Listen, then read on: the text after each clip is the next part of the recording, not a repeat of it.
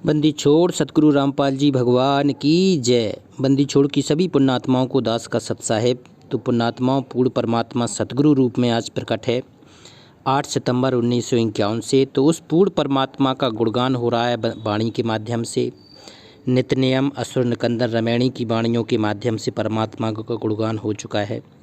संध्या आरती की ये भाग 21वां है। 20 भागों में परमात्मा का गुणगान हो चुका है। क्योंकि जब जब सतगुरु रूप में परमात्मा आते हैं तो एक सच्चा जो भगत होता है अपने सतगुरु को आराध्य मानकर उसका दिन और रात गुणगान करता है, भजन करता है, सुमरन करता है। इससे उसकी आत्मा में वो संचित होती है, भक्ति संचित होती है, जिसके पुण्य प्रताप से वो निज लोक सतलोक में जाता है। तो आज की वाणी बहुत ही महत्वपूर्ण है पुण्यात्माओं। अगर आज की वाणी समझ में आ गई तो निश्चित ही सतलोक जाने के लिए आपका एक कदम आगे बढ़ गया है। करते हैं वाणी शुरू।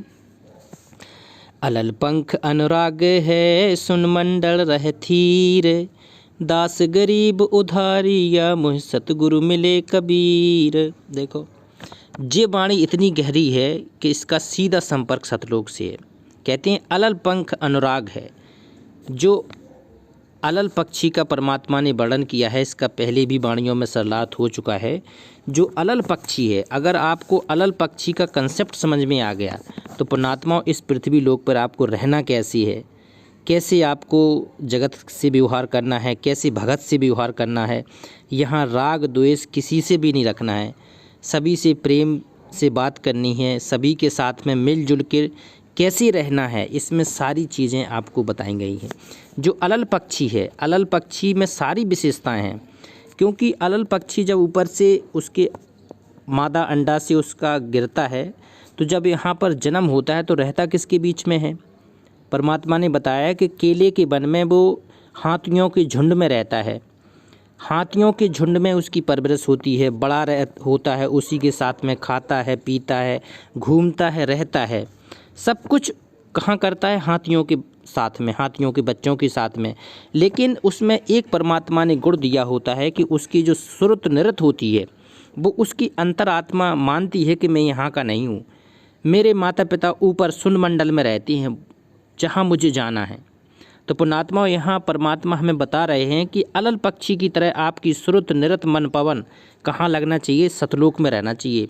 हमारे माता पिता बंदी छोड़ कबीर साहब वहाँ हैं, तो हमें वहाँ जाना है जहाँ पर हमारे अपने घर हैं, हमारा पूरा सिस्टम वहाँ पर है, हमारा परिवार है, हम उसको छोड़ के आए हैं। तो आपकी दिन और रात सुरत कहाँ लगनी चाहिए? सतलोक में लगनी चाहिए। यहाँ रहना सबके साथ में है, व्यवहार आपको सबके साथ में करना है, लेकिन उस पूर्ण परमात्मा को बिल्कुल भी नहीं भूलना है। इसलिए परमात्मा ने जी हम लोगों को जो जाप दिया है ना, तो उससे सुरत निरत वहाँ टिकती है। यहाँ शरीर यहाँ है लेकिन आत्मा हमारा, मन हमारा सतलोक में होना चाहिए। कहते हैं अलल पंख अनुराग है, तो अलल पक्षी जैसा प्रेम आपको अपने पूर्ण परमात्मा सत कबीर बंदी छोड़ रामपाल जी भगवान में करना होगा। क्योंकि कहते हैं कर नैनो दीदार महल में प्यारा है। वहाँ पूर्ण परमात्मा सतगुरु रूप में आपको मिलेंगे। जब सतगुरु ही मिलेंगे तो सतगुरु से ही प्रेम बनता है। कहते हैं अलल पंख अनुराग है सुन मंडल रहे थीर। वहाँ सुन मंडल में हमारे परमात्मा स्थिर हैं, बैठे हैं। कहते हैं करने नौ दीदार महल में प्यारा है। तो दास गरीब उधारिया मुझे सतगुरु मिले कबीर। तो जैसे दास गरीब कह रहे हैं कि हमारा उद्धार कर दिया, वो हमें पूर्ण परमात्मा कबीर साहब मिले थे।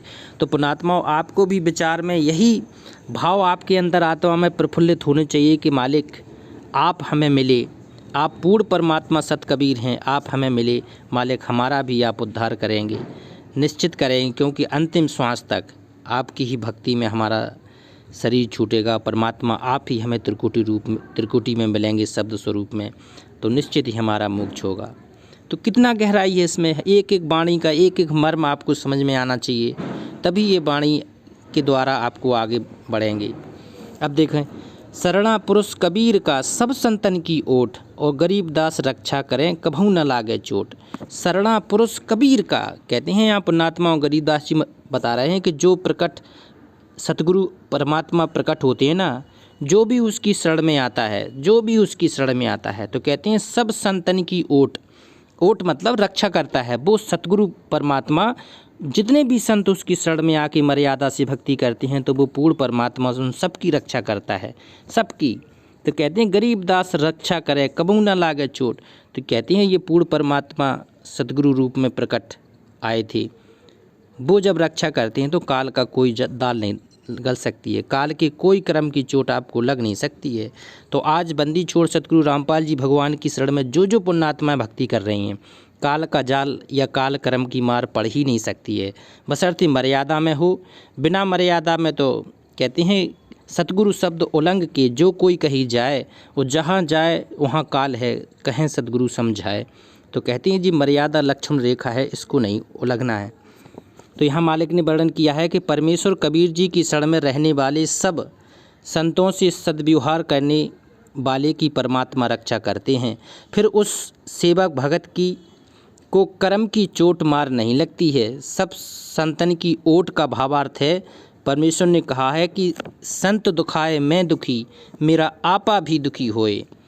और गरीब दास जुलाहा कहे, मेरा संत न दुखियो कोय। देखो, तो कहते हैं कि जब कोई परमात्मा का भगत दुखी होता है ना, तो सबसे ज़्यादा दुखी कौन होता है? परमात्मा स्वयं दुखी होती है। परमात्मा हमसे 1000 गुना ज़्यादा दुखी होती है। तो कहते हैं कि हमारे संत को कोई सताइयो नहीं, मेरा आपा भी दुख होए, मेरी आत्मा भी दुखी होती है। तो वर्तमान समय में सबसे ज़्यादा अगर सताए जा रहे हैं तो उस परमात्मा के भगत सताए जा रहे हैं। ये परमात्मा महादुखी है वर्तमान में। तो इसका परिणाम क्या होगा वो तो पुण्यात्माओं आगे आने वाले समय में समझ में आ जाएगा, क्योंकि इस बंदी छोड़ की सतभक्ति करने वाले को सता रहे हैं जो लोग, उनका तो फल उन्हें मिलना ही है, वो मिलेगा ही। ये परमात्मा का सत्य विधान है। वो परमात्मा कहते हैं जितना प्रेम भी करता है तो अगर नाराज़ हो जाए तो फिर उसका तो कुछ कह ही भी नहीं सकते। तो यहाँ देखते हैं यदि साधक परमात्मा के भक्तों संतों से व्यवहार अच्छा नहीं करेगा तो उसकी आत्मा दुखी होती है। संत दुखी तो परमात्मा दुखी, संत सुखी तो परमात्मा सुखी। जिस कारण संतों की ओट रक्षा का साधन आड़ बनी रहती है। संतों को सुखी रखने से परमात्मा रक्षा करता है, संत भी रक्षा के कारण हुए हैं। तो यहाँ कहते हैं कि भाई किसी भी मन कर्म वचन से किसी भी भगत से आप राग द्वेष मत पाल लेना। परमात्मा का सबसे प्यारा वो भगत होता है जो सतभक्ति करता है। जो सतभक्ति कर रहा है उसको किसी भी प्रकार से आप उसमें दोष मत निकाल लेना, किसी से बैर मत पाल लेना, परमात्मा आपको माफ़ नहीं करेगा। आगे कहते हैं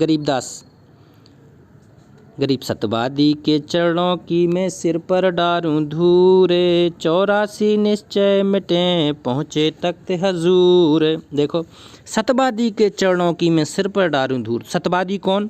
पूरे 21 ब्रह्मांड में एक ही सतवादी होता है, पूर्ण परमात्मा। जब सतगुरु पृथ्वी पर प्रकट होता है ना, तो वही एक सतवादी होता है, उसके अलावा कोई दूसरा होता ही नहीं है। तो वर्तमान में अपने सतगुरु पूर्ण परमात्मा प्रकट हैं, तो वो सतवादी हैं। कहते हैं उस सतवादी के चरणों की मैं सिर पर ढारूं धूल। अगर वो परमात्मा प्रकट मिल जाए तो उसके चरणों की धूल डालने का महासौभाग्य मिलता है, क्योंकि जिन जिन पुण्यात्माओं को ये सौभाग्य प्राप्त होता है वो काल के जाल से चक्र से पार होकर सतलोक पहुंच जाती हैं। तो कहते हैं सतवादी के चरणों की मैं सिर पर डारूं धूल। तो आज बंदी छोड़ सतगुरु रामपाल जी भगवान के रूप में आपको वो पूर्ण परमात्मा मिले हैं। तो कहते हैं ये महासौभाग्य है उन पुण्य आत्माओं का जो उनके साथ में रहते हैं, जो उनके साथ में रहकर अपनी भक्ति करके पार होने के लिए, काल जाल से मुक्त होने के लिए साधना कर रहे हैं। तो ये पुण्य प्रताप वाली बातें हैं और ये संस्कार वाली बात है कि ये ज्ञान समझ में आना। ये ज्ञान समझ में नहीं है तो सबसे बड़ा तो इसमें रोड़ा ये है कि ये ज्ञान समझ में आता नहीं है। कबीर परमात्मा का ज्ञान समझ में आता नहीं है। जब कबीर परमात्मा का ज्ञान समझ में नहीं आया तो भगवान समझ में नहीं आएगा, भगवान समझ में नहीं आएगा तो ये सतगुरु समझना बहुत बड़ी बात है। और जिनको समझ में आ रहे हैं तो वो युगों युगों के पुण्य प्रतापी हंस हैं और इस जन्म में केवल पार होने के लिए परमात्मा ने उन्हें उतारा है। तो कहते हैं सतवादी के चरणों की मैं सिर पर ढारूं धूल। तो हे बंदी छोड़, आपके चरणों की मैं धूल अपने सिर पर डालता हूँ मालिक। और 84 निश्चय मिटें और पहुँचें तख्त हजूर। तो यहाँ सतगुरु का वचन है कि उस भगत की 84 योनियाँ से उसकी मुक्त होकर कहाँ पहुँच जाएगा? पहुँचे तख्त हजूर। तख्त हजूर मतलब सतलोक पहुंच जाएगा, जहां वो बंदी छोड़ विराजमान है, जहां सतगुरु का डेरा है, बैठका है, जहां मालिक अपने सिंहासन पर स्थिर सिंहासन पर बैठे हैं और पूरे सभी लोगों को कंट्रोल कर रहे हैं, वहाँ पहुँच जाएंगे आप, शाश्वत स्थान में पहुँच जाएंगे, पूर्ण मोक्ष वाले स्थान में पहुँच जाएंगे। तो आइए देखते हैं मालिक ने क्या इसका विस्तार किया है। कहते हैं सत्यवादी, सत्य ज्ञान बोलने वाले सच्चे वक्ता के चरणों की धूल सिर पर डालने योग्य होती है, अर्थात वे इतने सम्मान के पात्र हैं। उस सत्य वक्ता हैं तो साधना भी सख्त करेगा का 84 लाख प्रकार के प्राणियों के शरीर में जन्म मरण का चक्कर अवश्य मिट जाएगा, समाप्त हो जाएगा।